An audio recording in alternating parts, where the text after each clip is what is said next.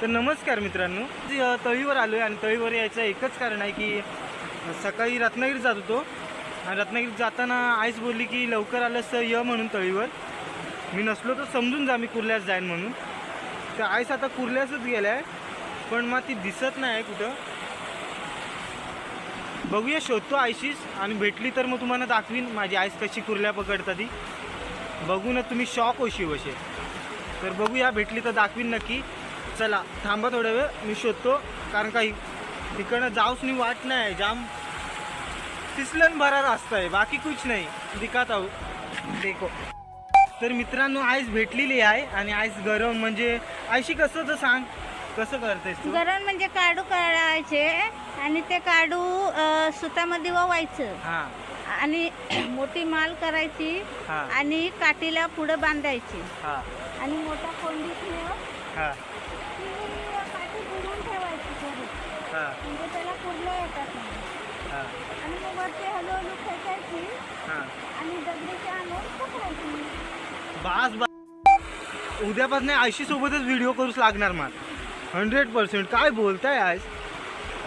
बास बास, भेटलो बाबा, माझ कोणतरी भेटला सोबत. आता कंटाळलो पण नाही येणार, मजा येईल.